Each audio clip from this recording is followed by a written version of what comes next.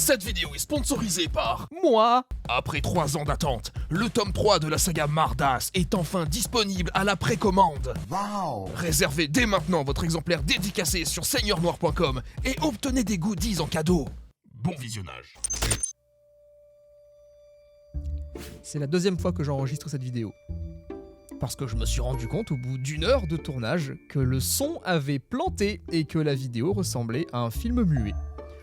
Donc on va recommencer dans la joie et la bonne humeur.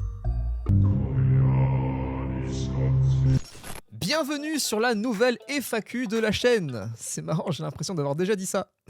Ça fait longtemps que j'avais plus fait de FAQ parce que je vous avais demandé de me poser vos questions autour du thème de l'écriture, de la publication en auto-édition, de la promo de vos livres et des questions sur moi parce que je suis un peu la vedette de la chaîne, tu vois, donc je trouve que je suis vachement intéressant. Alors c'est parti le kiki, une deuxième fois. Commençons avec la première question. On a Nino, bonjour Nino, qui me dit « J'adore tout ce que tu fais, merci Nino, c'est adorable. Je rêve d'écrire ma saga, mais ne sais pas par où commencer tant mon univers est vaste. Quels conseils donnerais-tu pour quelqu'un qui souhaiterait démarrer? Merci d'avance. » Merci à toi Nino pour ta question. Le meilleur conseil que je peux te donner pour commencer, vu qu'apparemment tu as un univers qui est assez conséquent, c'est justement de ne pas te perdre dans ton lore. Je m'explique. Commence à écrire un scénario. Concentre-toi sur l'histoire que tu veux raconter avec les personnages que tu as créés. Le lore, tu as tout le temps pour t'en occuper. Surtout que, apparemment, tu fais une saga. Le lore, tu vas le développer continuellement au fur et à mesure de tes tomes. Franchement, c'est pas grave si on n'a pas les tenants et aboutissants de tout ce qui a été créé depuis le début dans ton univers. Au contraire même, c'est pas ça qui va nous intéresser le plus quand on commence, en tant que lecteur. En tout cas, nous, ce qui nous intéresse, c'est l'histoire. Et c'est à travers ton histoire qu'on va découvrir ton lore et qu'on va l'aimer. L'univers, quand on commence, c'est toujours relayé au second plan, c'est un tableau.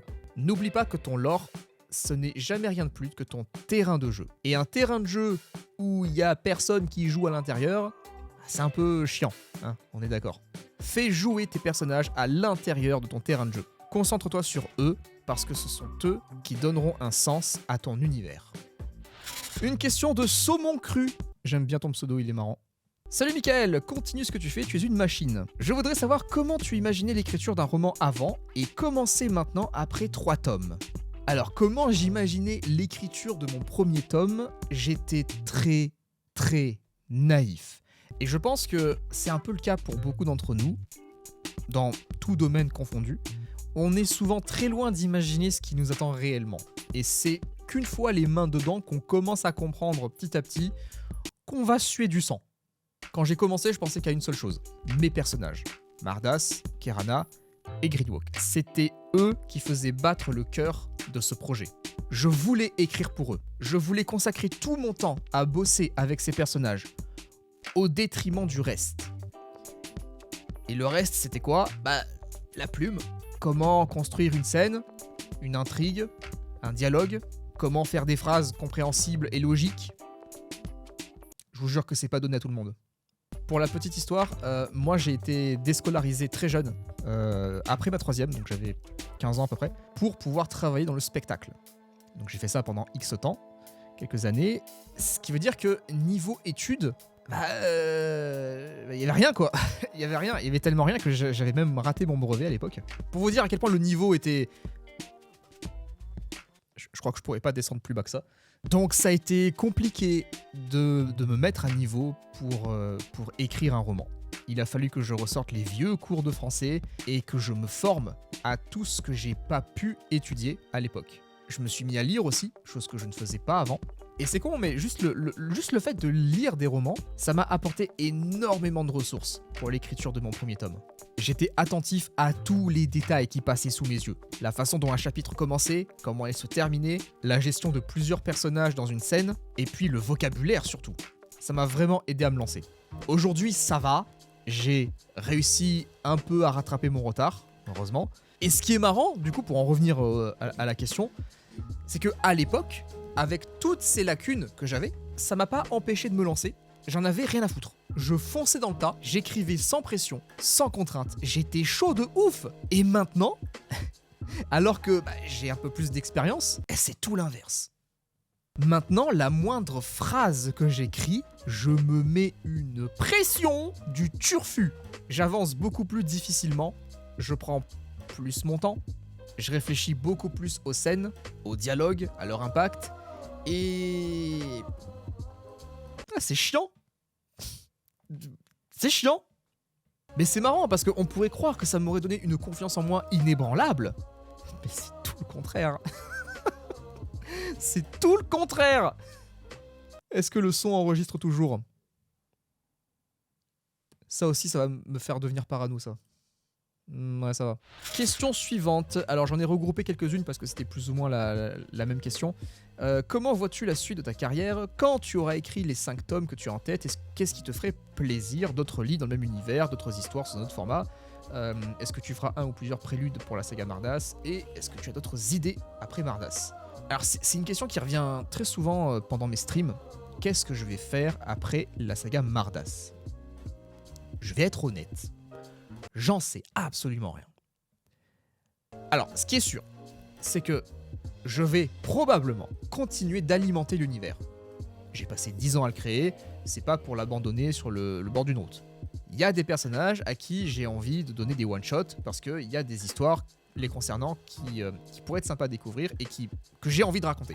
Et si je dois me lancer dans une nouvelle saga, on n'est pas à l'abri que ça arrive, je pense que je créerai juste une nouvelle timeline avec de nouveaux personnages, de nouveaux enjeux.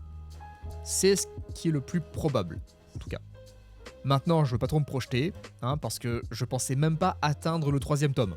Donc, on verra. Pour tout te dire, la saga Mardas, c'est vraiment le premier projet de ma vie que je mène au bout.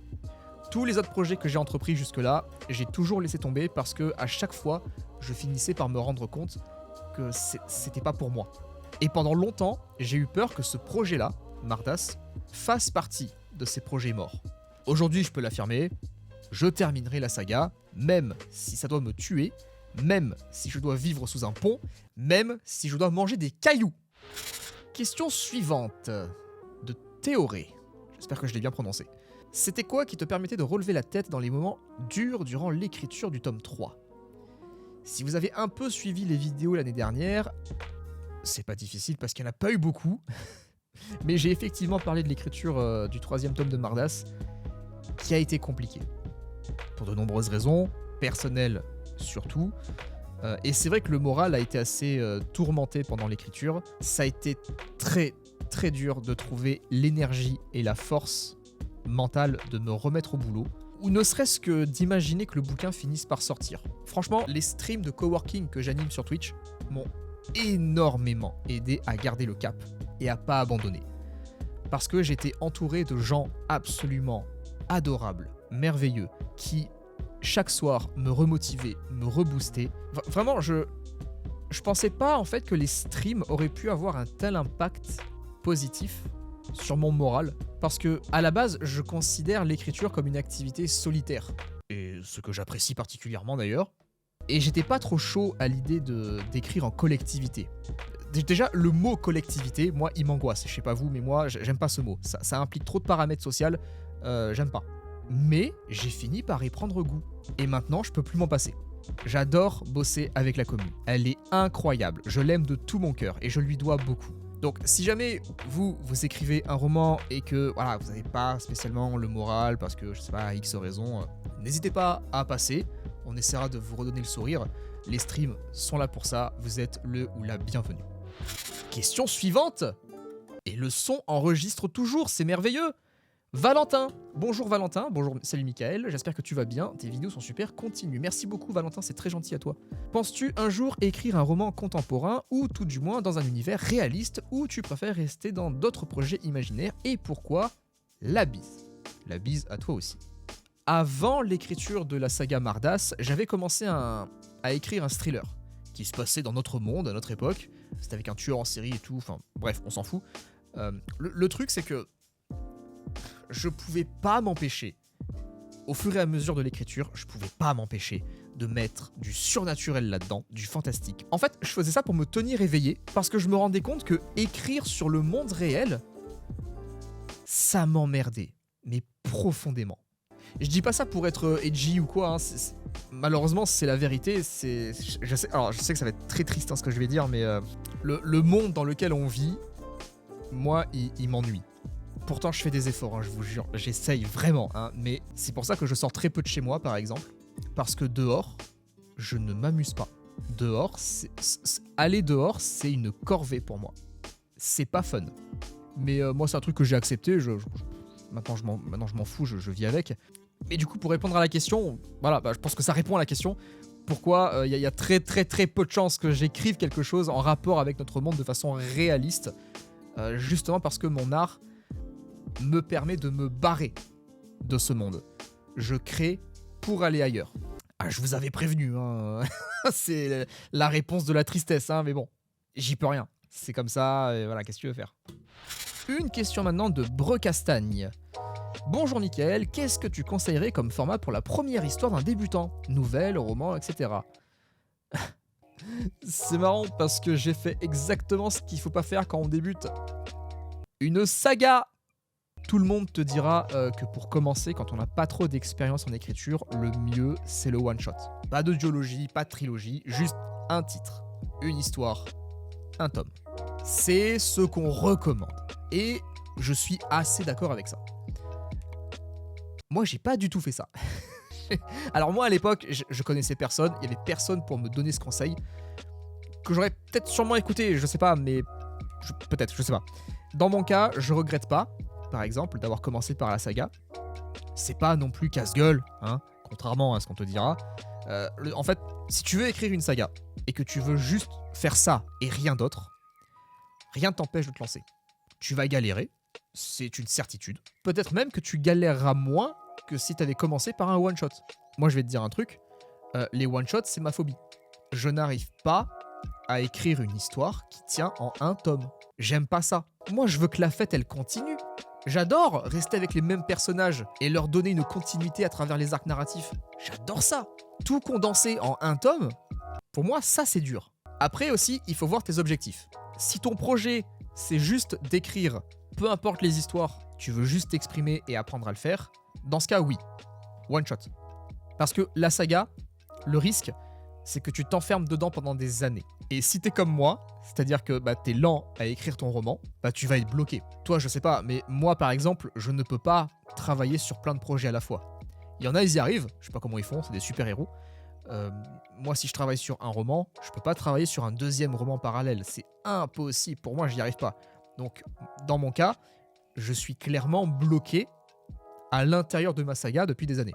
Mais moi, ça me dérange pas parce que j'ai commencé l'écriture pour cette saga. C'est le projet que je voulais faire. Donc, ça va. Mais maintenant, imagine un écrivain qui débute et qui sait pas encore ce qu'il veut faire comme histoire et il se dit comme ça vas-y, je tente la saga pour voir ce que ça donne. Il a intérêt à l'aimer, sa saga, parce qu'il va en bouffer. Donc si t'es pas sûr de ce que tu veux faire, je te recommande pas la saga. Question suivante, question posée par Aîné. Alors je suis désolé si je l'ai mal prononcé, j'espère que c'était ça. Comment remédier à la solitude et à la sédentarité liées au métier de l'écriture? On bouge forcément moins et on côtoie forcément moins de monde. Bah oui, c'est trop bien. C'est génial, justement. C'est marrant parce que ta question laisse penser que c'est un problème, alors que pour moi, c'est tout le contraire. La solitude, la sédentarité, moi, c'est quelque chose que je vais rechercher à tout prix. Et l'écriture, c'est parfait pour ça. Mais, si tu veux la contrer, il y a des petits trucs. C'est pas fou, mais ça peut aider. Déjà, tu peux te tourner vers les salons littéraires. C'est un endroit parfait pour rencontrer d'autres collègues et nouer des liens. Tu vois du monde, tu vois le public. Tu peux aussi faire des séances dédicaces dans les Cultura, les Leclerc, les Fnac et tout. C'est vachement plus accepté maintenant pour les auteurs indépendants qu'avant. Bon, tu passeras ta journée à répéter les mêmes choses, hein, comme de quoi parle ton roman. Mais là, tu verras du monde. Après, c'est sûr, c'est pas tous les jours, forcément. Si le problème c'est juste le contact social, le fait de parler à des gens, tu peux par exemple rejoindre les communautés Discord et Twitch littéraires. Là tu seras entouré de collègues en permanence, tu pourras échanger avec eux, écrire avec eux, rigoler avec eux. Moi comme je l'ai dit, j'anime mon propre coworking sur Twitch avec la commu, on bosse tous ensemble, chacun sur ses projets, ensuite pause, on échange, on discute, on dit de la merde, on se remotive, puis on repart sur nos travaux. Et c'est vrai que ça permet de rompre justement ce côté un petit peu solitaire de l'écrivain qui, pour certains, peut être un fardeau. Donc voilà, des petites pistes comme ça que tu peux suivre. Une question de Hera maintenant. Salut Mika, voilà presque 1 an que j'ai découvert ta chaîne et je ne regrette aucune seconde passée sur ton contenu. Arrête, tu vas me faire rougir. As-tu eu d'importantes périodes de découragement dans l'écriture et envisageais-tu directement de devenir créateur de contenu en même temps qu'écrivain pour ta promotion ? Continue ton merveilleux travail, tu m'inspires énormément. C'est très gentil à toi, merci beaucoup, ça me touche. Les périodes de découragement, on n'y échappe pas, hein. Personne n'y échappe, toi, moi, le facteur, le boulanger, on y est tous confrontés et on gère tous ça un petit peu à notre façon. Moi, je sais que par exemple, quand le moral est pas là, j'arrive pas à créer. C'est au-dessus de mes forces. C'est pour ça que je me suis beaucoup éloigné des critiques, que ce soit sur Amazon ou juste sur d'autres sites. Je m'éloigne énormément des critiques pour me protéger, parce que je me connais un minimum, je sais que on a beau faire genre et tout, quand t'as une mauvaise critique, forcément ça te touche, ça te pique. Et moi j'ai ce truc un petit peu chiant qui fait que quand j'ai une mauvaise critique, ça va me trotter dans la tête. Même si c'est de la merde, hein, même si je sais au fond de moi que la critique elle est nulle, elle vaut rien, tu vois. Mais le cerveau il est con, il retient que le négatif, hein. Donc je vais bloquer là-dessus pendant X temps, et pendant ce X temps là, je vais pas bosser. Parce que ça va me préoccuper, parce que je vais me dire, putain, il a raison, je suis une grosse merde, je devrais arrêter et tout. Voilà, tu ressasses ça pendant des jours et bah, ça sert à rien, tu vois. Tu perds du temps. Donc moi j'essaie de me préserver de ça. Mais il y en a, pour certains, c'est leur moteur. Ils ont besoin de souffrir pour pouvoir créer, pour s'exprimer. Ce sont les fameux auteurs mélancoliques et torturés là qu'on aime bien caricaturer sur mes streams. Mais moi quand ça arrive, j'attends que ça passe. Qu'est-ce que tu veux que je te dise? Il n'y a pas grand chose à faire en vrai. Pour la seconde question, qui est très intéressante pour le coup, la réponse est un oui total. En fait, au départ, je me suis dit, ce serait bien que des créateurs de contenu s'intéressent à mon travail et le partagent pour la visibilité. Je pense qu'on s'est tous plus ou moins dit ça au début. Mais je me suis très vite rendu compte que si la strate, c'était d'attendre que ça arrive, eh ben, je pouvais attendre encore longtemps. Donc au lieu d'attendre un truc qui avait genre 0,0005% de chance d'arriver, je me suis dit, bah tu sais quoi, je vais créer ma propre visibilité en devenant créateur de contenu. J'avoue que c'était tendu de penser ça, hein, parce que dans la mesure où être créateur de contenu et avoir de la visibilité, c'est un véritable parcours du combattant.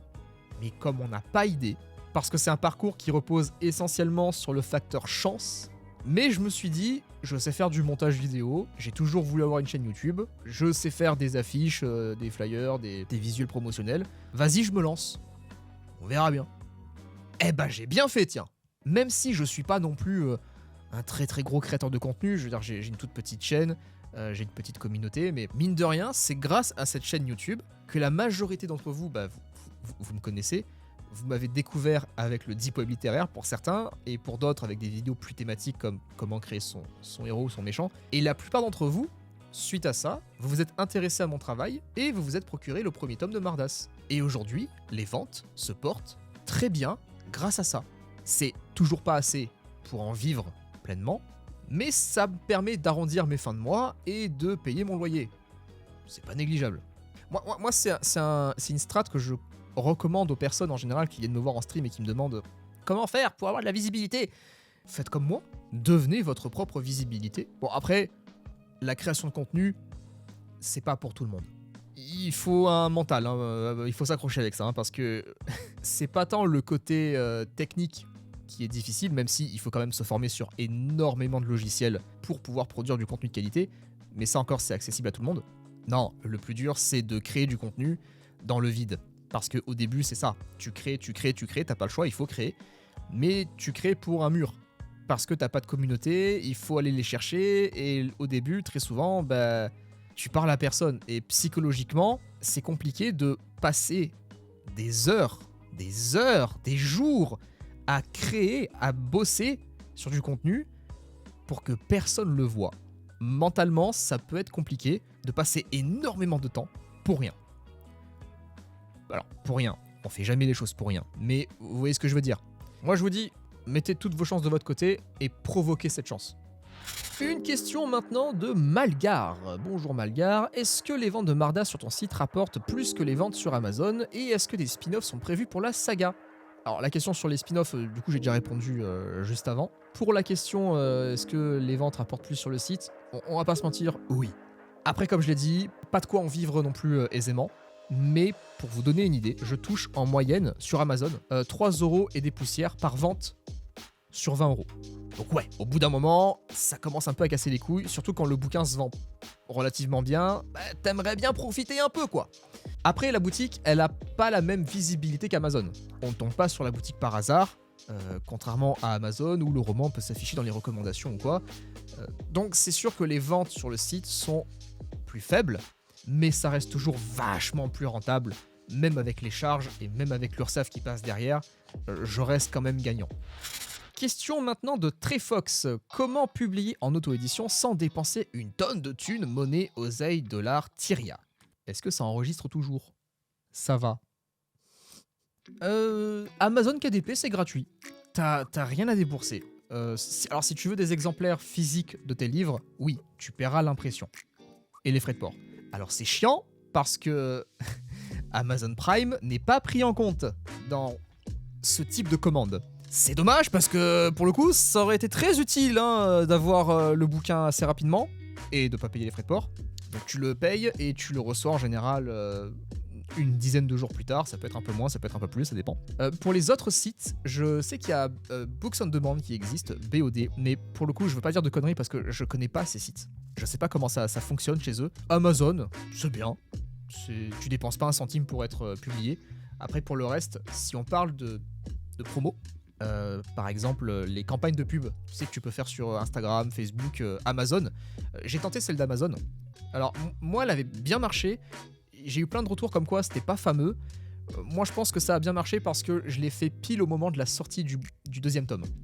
Et donc je pense qu'il y a eu une espèce d'effet boule de neige et ça a dû bien prendre grâce à ça. Mais j'ai pas retenté l'expérience depuis. Pour ce qui est d'Instagram, j'en ai fait beaucoup plus. Instagram, disons que c'est bien parce que ça permet d'afficher un petit peu ton roman partout. Après, moi de mon côté, il n'y a pas eu beaucoup de personnes qui m'ont découvert via ce genre de pub. Il y en a eu, mais ça se compte sur les doigts d'une main. Instagram, c'est bien parce que tu peux choisir ton budget. Genre si tu veux juste mettre 5€ dans ta pub, tu peux mettre 5€ et tu paieras en fait en fonction des impressions. Si personne voit ta pub, tu payes pas. Donc c'est bien. Mais tu peux choisir ton budget. Après 5€, c'est sûr que tu vas pas aller très loin avec ça. Après, faut bien se mettre ça en tête. Payer une campagne de pub, c'est pas du pay to win. Ça va pas garantir des ventes, ça va pas garantir des abonnés, ça va rien garantir du tout. En fait, c'est un peu ça le risque. Tu vas investir, mais t'es pas sûr du retour sur investissement. Voilà, mais il faut l'avoir en tête, c'est important. Sinon, si vraiment t'as pas de thunes, mais que tu veux quand même faire de la qualité, moi je t'encourage à te former toi-même sur un petit peu tous les métiers liés de près ou de loin à l'édition, au moins avoir des bases solides. Tu peux apprendre toi-même par exemple à faire tes couvertures. Avec les milliers de tutos qui existent sur YouTube, tu peux arriver à faire un truc très quali. Vraiment. Moi c'est comme ça que j'ai procédé. Tous les visuels que j'ai fait jusqu'à présent, tout ce que je sais faire, c'est YouTube. Je m'en sors relativement bien. Après, c'est sûr, ça demande un investissement assez colossal en termes de temps. Forcément, parce qu'il faut se former sur plein de trucs, il faut apprendre. Il faut avoir le temps de le faire, malheureusement. Et ça, je sais que le temps, c'est un truc qui est assez précieux. Pas tout le monde a le temps. Donc il faut aussi le prendre en compte, malheureusement. Sinon, si je peux me permettre un conseil supplémentaire, et je pense que c'est le plus important de toute la vidéo, je m'adresse à toi, mais je m'adresse aussi à tout le monde. Si vous devez mettre de la thune dans une publication de roman, mais que vous savez pas trop où placer vos billes, vous savez pas trop où investir, mettez l'argent dans la correction. Je vous jure qu'on sous-estime beaucoup trop cette étape. Surtout quand on est indépendant et qu'on débute. ultra important. Ne négligez pas ça. Moi, je l'ai négligé pour mon premier tome. Ça me poursuit encore. J'en ai fait les frais et vraiment, je le souhaite à personne. Une question maintenant de Guilhem. Bonjour Guilhem, serais-tu intéressé par une adaptation de ton roman en film/série? Qui ne le serait pas en vrai. Je vais répondre premier degré à la question. Au début, quand je me suis lancé, c'était mon goal ultime. L'adaptation. Je pensais qu'à ça. Je voulais que ma saga soit adaptée en film, en série, en animation, bref.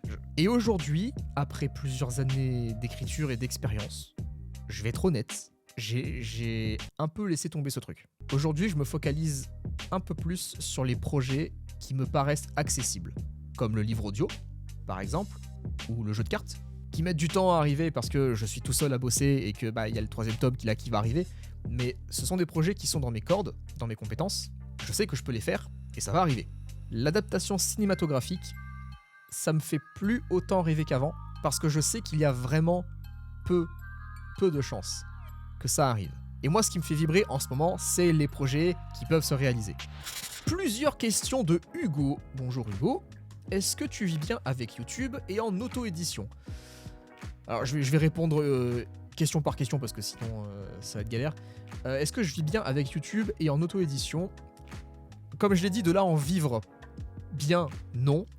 Les métiers artistiques, c'est souvent comme ça. En fait, si t'as pas une grosse commu derrière, c'est compliqué. Et encore, même des fois, c'est insuffisant. Les revenus que je dégage de mon activité, que ce soit YouTube, Twitch ou mes bouquins, la boutique, ça me permet de payer mon loyer. Et je trouve que c'est déjà incroyable. Est-ce que c'est dur parfois d'écrire? Mec, c'est dur tout le temps. En fait, c'est drôle parce que quand tu débutes, tu crois que c'est pas dur. Parce que t'es loin d'imaginer à quel point la langue française, elle peut te casser les couilles. Donc, t'as un peu la confiance, tu vois, une confiance aveugle. Puis quand tu commences un peu à avoir de l'expérience, c'est là que tu deviens progressivement parano à chaque phrase. Comme moi. Des fois, je fais des phrases, je suis le seul à la comprendre. Et des fois, les gens la comprennent quand même, ils voient où je veux en venir, tu vois. Mais la phrase, grammaticalement, elle est éclatée. Donc ouais, écrire, c'est difficile. C'est un art, c'est très technique, et il faut s'accrocher, tu vois. Surtout avec notre langue à nous. Et même si t'es une plume passe-partout, tu vois, un peu comme la mienne, que j'estime que tout le monde peut comprendre, si tu donnes ton texte à un correcteur, tu peux être sûr qu'il va trouver des trucs, des fautes de syntaxe de merde, des conjugaisons mal appliquées, des accords tout droit sortis du chapeau. C'est pour ça que c'est vraiment important la correction. Même si t'as un bon niveau en français, t'as passé tellement de temps sur ton texte que t'es aveugle. Des fois, je mets des S à des mots qui n'en ont pas besoin. Je sais qu'ils en ont pas besoin. Je connais le concept du pluriel, je l'ai un petit peu étudié au CP. Mais des fois, tu sais, t'es tellement dans l'action, t'es dans ton truc, dans la scène, t'écris très vite, tu fais pas gaffe, tu fais des fautes, mais d'une débilité sans nom. Et tu sais que c'est des fautes, parce que c'est des fautes que dans la vie de tous les jours, tu les fais jamais. Il y a aussi ce truc de t'écris une phrase, mais il manque un mot dans la phrase. Très souvent, c'est un article. Moi, j'ai un truc avec ça. C'est un truc que je fais très souvent apparemment. J'oublie des mots. Et c'est souvent arrivé qu'il y ait quelqu'un qui vient me voir et qui me dit « Mec, il manque un mot à cette phrase. » Et il me dit la page, le paragraphe et tout, et moi, je vais le chercher après sur mon fichier. Je trouve le paragraphe, je trouve la phrase, je la relis une dizaine de fois, et je suis en mode « Il se fout de ma gueule. Il n'y a aucun problème. Il n'y a pas de trou. Le trou, il existe. Il est là. » Mais mon cerveau, il connaît tellement la phrase qui va combler automatiquement le trou. Tu ne peux pas faire la correction toi-même. Ton cerveau, il est niqué sur ce texte. Il le connaît trop. Ensuite, tu m'as demandé, tu trouves que c'est mieux l'auto-édition ou l'édition? Et ça, je pense que ça dépend de tes attentes. Souvent, j'ai fait une vidéo maison d'édition versus auto-édition, mais en vrai, il n'y a pas vraiment de débat là-dessus. Moi, l'auto-édition, je me sens un peu comme un poisson dans l'eau parce que j'adore être aux commandes du projet, j'adore apprendre les ficelles du métier, et il y en a vraiment énormément, et je kiffe ça, tu vois. Moi, ça me fait pas peur de mettre les mains dans le moteur et d'expérimenter des trucs, d'échouer, de réussir, de tester. J'adore ça. Donc, l'auto-édition, c'est quelque chose qui me correspond. Mais ça correspond pas à tout le monde. Un peu comme la création de contenu. Il y a des gens, ils savent pas faire de la promo et ils ont pas envie d'apprendre, et c'est pas grave. c'est leur droit, ils ont raison. En même temps, bah, c'est vrai que c'est pas trop leur métier, hein. C'est un univers assez à part. Et c'est vrai que c'est pas très marrant, hein, tout ce qui est marketing et tout. Alors, moi, j'aime bien. Moi, je m'amuse. Mais j'entends très bien que c'est pas un truc très passionnant. Et ces gens-là, il faut qu'ils aillent en maison d'édition.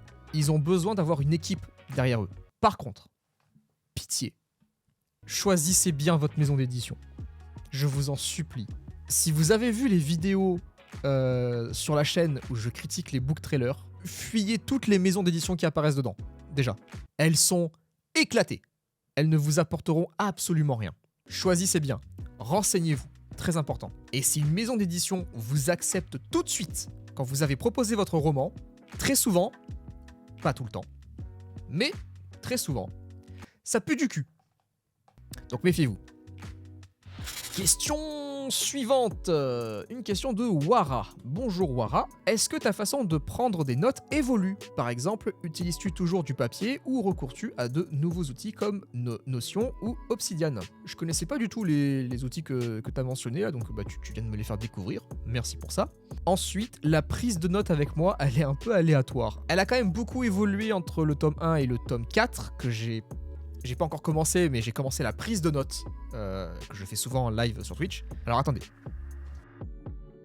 Alors ce carnet, c'est clairement les prémices de la saga. Déjà là, on peut le voir. Alors je sais pas si on va le voir à la caméra. Commencé le 1er juillet 2015. Et c'était même pas le titre final du bouquin. Là, c'était l'héritier du feu. Maintenant, c'est devenu le retour des immortels. Les premières pages du carnet, c'est juste des idées comme ça que je balançais. Voilà, je mettais des noms de personnages, des noms qui me venaient comme ça à l'esprit, je les notais pour plus tard. Et après, quand j'ai vraiment commencé l'écriture, je me mettais à planifier tous mes chapitres dans le carnet. Et ça ressemblait un petit peu à ça. Je mettais le numéro du chapitre ici et là. Non, là, ici, là. Je mettais la date. Je sais pas vous, mais moi j'adore dater mes documents comme ça, mes prises de notes. Parce que quand je les relis des années plus tard, comme là par exemple, je me prends une espèce de shoot de nostalgie parce que j'arrive à me souvenir très précisément de ce que je faisais ce jour-là. C'est un peu un super pouvoir qui sert à rien, mais j'aime bien. Après, j'ai un souci avec les notes. Je suis un très mauvais preneur de notes. J'adore le concept, hein. Écrire des notes, écrire des pensées, des idées et tout dans un carnet, mais à part quand j'établis le programme d'un chapitre, je pense jamais à en prendre ailleurs. Je sais pas comment vous faites, vous. Il y en a la nuit, ils ont des idées qui leur viennent, et ils se lèvent pour les écrire. Les gars, ils ont une volonté démoniaque. Parce que moi, quand j'ai une idée qui me vient la nuit, là, que je suis sous ma couette avec les paupières soudées sur le visage, tu crois vraiment que je vais me lever, que je vais allumer la lumière, m'éclater les yeux et prendre la note?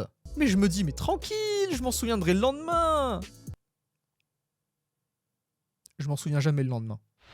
Prochaine question, une question de Ilana. Salut Mickaël, ça fait 1 an que j'essaie d'écrire mon roman, mais je n'arrête pas de changer l'histoire. Du coup, je fais du surplace. Est-ce que tu as un conseil pour moi? Et sinon, qu'est-ce que tu penses de Libri Nova? T'en fais pas, c'est normal. Le surplace, ça nous arrive tous, surtout quand on débute en plus, et que c'est notre première histoire. Je vais te dire un truc, moi, ma saga, par exemple, le premier tome, j'ai commencé à bosser dessus en 2015, comme je l'ai montré. Mais le scénario de ce tome, j'ai fini par le trouver début 2017. Ça veut dire que pendant 2 ans, j'ai galéré ma race pour trouver une histoire. J'avais les personnages, j'avais commencé à écrire un petit peu le début, les 2 ou 3 premiers chapitres, mais je finissais toujours par revenir en arrière, parce que je ne savais pas quoi leur faire faire pour cette première histoire, qui est quand même assez déterminante pour la suite de la saga. Je voulais pas me foirer, je voulais faire un truc qui me plaisait avant tout, et qui m'offrait aussi de nombreuses autres possibilités scénaristiques. Du coup, j'arrêtais pas de revenir en arrière pour changer l'ordre des scènes, pour changer les personnages aussi, je modifiais leurs rencontres, je modifiais les dialogues. Pendant 2 ans, le bouquin, c'était ça. Je revenais en arrière constamment, et ça me rendait fou, parce que je me disais, mais je vais jamais y arriver en fait, je vais jamais réussir à écrire le bouquin. Et un soir, ça m'est venu comme ça, l'idée elle m'est apparue d'un coup, et ça m'a plu. Et je me suis dit, bah vas-y, YOLO, on teste, on voit. Et aujourd'hui, bah, je vais sortir le 3e tome. Donc, je me suis pas trompé. Franchement, laisse l'histoire venir à toi. Ne force pas les choses en essayant à tout prix d'écrire un truc parce que tu veux écrire un truc. Le résultat, c'est que ça va pas te plaire. Laisse l'histoire venir à toi. Provoque-la quand même, tu vois, en essayant de trouver des pistes. Mais ce que je veux dire, c'est que n'écris pas quelque chose qui ne te plaît pas. Si ça ne te plaît pas, ne le fais pas. Moi, c'est ma règle première. Si une scène ou un chapitre ou une intrigue ou un personnage vraiment me casse les couilles au point où vraiment je souffle quand je suis en train de bosser sur eux, je me dis non. Parce que si ça m'emmerde, ça va emmerder le lecteur aussi. Et ça, c'est hors de question. Ça va se sentir. Quand c'est comme ça en général, je mets de côté et j'attends qu'une meilleure idée me vienne. Mais je vais pas forcer le truc. Laisse l'histoire venir à toi, tu le sauras. De toute façon, quand la bonne idée arrivera, tu auras un déclic et tu sauras que c'est la bonne direction à emprunter. Tout ce que je peux te dire, c'est de ne pas lâcher. Surtout pas lâcher. Même si ça peut te démotiver au début, c'est normal, t'inquiète. On passe tous par là.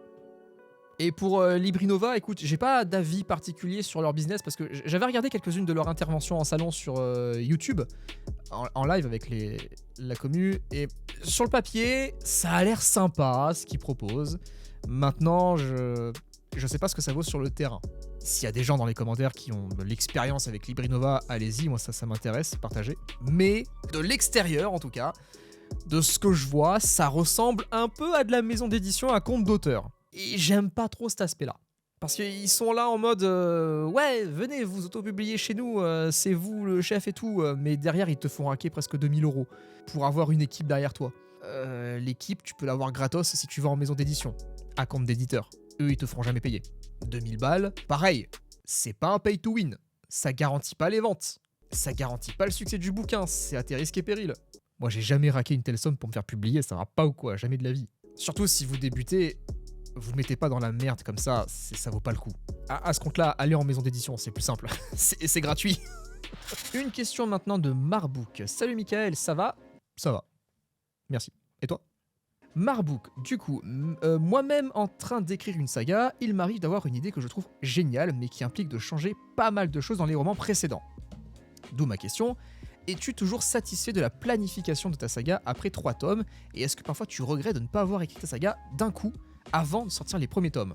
Merci pour tes vidéos. Merci à toi pour ta question.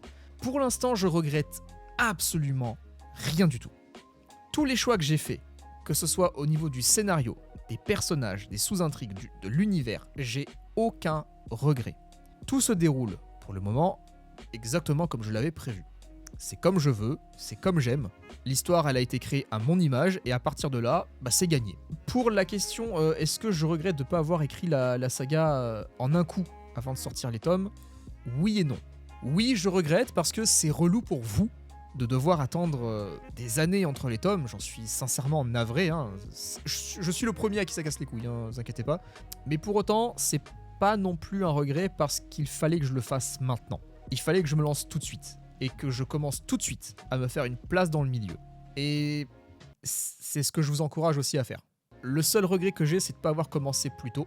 Parce que vous savez autant que moi que la visibilité sur Internet, c'est de pire en pire pour l'avoir. On est de plus en plus à vouloir briller et à vouloir mettre en avant notre travail. Et c'est dur à accepter, mais il n'y aura clairement pas assez de lumière pour tout le monde. Et ça n'a rien à voir avec la qualité de notre travail. La visibilité, c'est un coup de chance qu'il faut provoquer. Être là au bon moment, avec le bon contenu. Et c'est une question de timing. Et ça peut prendre des années. Surtout pour des gens comme nous. Nous, ce qu'on fait, des romans sur Internet, vendre du texte sur Internet, c'est particulier, c'est compliqué. C'est pas comme si on était, je sais pas moi, musicien par exemple. On fait de la musique, c'est déjà un peu plus accessible au public parce qu'une musique, tu peux l'écouter, voilà, ça prend 3-4 minutes et c'est bon, c'est plié.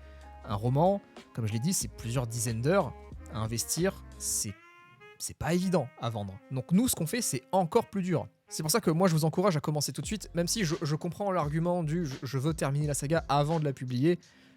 Je comprends, et franchement, voilà, comme j'ai dit, je partage aussi cet avis-là. Mais en vrai, c'est maintenant qu'il faut se lancer. Question suivante, une question de Mézanag. Connais-tu tous les moments forts de chaque tome avant de l'écrire ou tu improvises?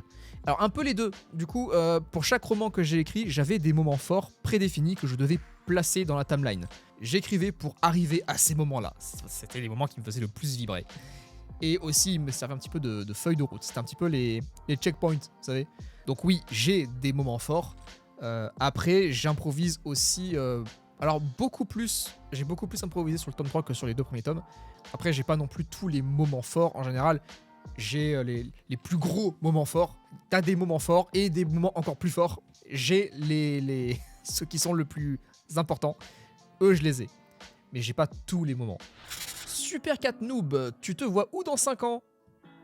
C'est un entretien d'embauche ou Bah écoute, dans 5 ans, j'espère trouver la stabilité que je cherche avec mon activité. C'est tout ce que je souhaite, c'est mon vœu le plus cher. Je demande pas la lune, je demande pas à devenir riche, je demande pas à devenir célèbre. Je m'en fous complètement. Moi, tout ce que je veux, c'est pouvoir faire ce que j'aime. Tant que j'ai ça, j'ai tout. Donc d'ici 5 ans, bah, j'espère que j'aurai terminé ma saga déjà, d'une part, et qu'elle aura su toucher le cœur de nouveaux lecteurs. Vraiment, voilà, ça va pas plus loin que ça. Stabilité et ça. Une question de Gologoy. Salut, tu es architecte ou jardinier? Au début, je pensais être architecte. Pour le tome 1 et 2, c'était le cas, en tout cas. Je faisais très peu d'improvisation. Je me le permettais, mais de façon très modérée. Je pensais que je devais tout calculer, à la ligne près. En vrai, c'était un petit peu insupportable d'ailleurs.